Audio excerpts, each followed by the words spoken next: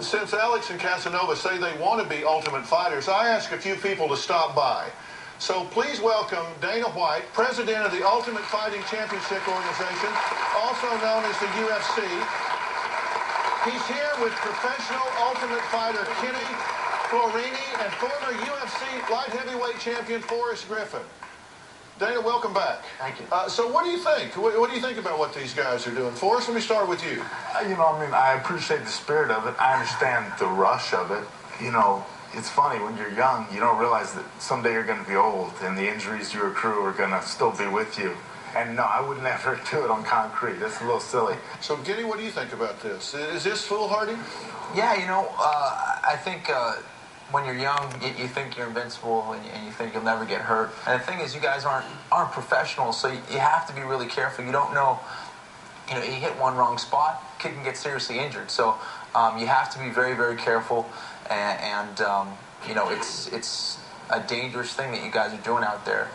Well, now, and I know what y'all are seeing here. This is very brutal looking, but understand two things. I want Dana to talk about this. In order to be a UFC fighter, these are professional athletes that are highly trained. And Dana, talk about two things. Number one, your commitment to safety for these fighters, your safety record, and what you think about what these guys are doing. Okay, here's the reality, okay? What we do in the octagon, the UFC is sanctioned by the athletic commissions, okay? We're the only sport other than boxing that's actually regulated by the government. And when I say that, drug testing, proper medical attention, these guys get CAT scans, EKGs, get full medicals before they fight and after they fight.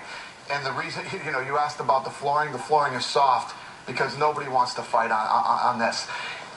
In the almost 20-year history of the Ultimate Fighting Championship, me and my partners have owned it for 10. There's never been a death or serious injury, okay? Boxing on average has 5 to 6 deaths a year. And the reason is because we take, all the safety measures you need to take. When you fight, like he said, when you're young, you feel invincible, you feel like, you're never going to die.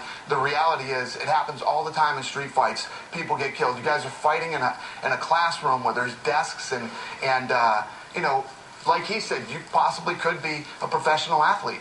You have to go out and do the right things, get the proper training, and do it in the right place. Would you sign them if you found them street fighting? No, actually, we do the exact opposite. Most of our guys, what people don't realize about these guys are college educated. Both these guys went to college. They've been training in mixed martial arts their whole lives. Fighting in the street is not the way to get into the UFC. We do not condone street fighting, and we're not looking for any guys that are coming off the streets. I mean, these are professionals that do this. I mean, this is their job. These are professional athletes, and they're telling you what you're doing is foolhardy. It is ridiculous. You should not be doing it. Next, we're going to meet parents who say they had no idea their 12-year-old was leading an alternate life online, and you won't believe how she was able to access the web.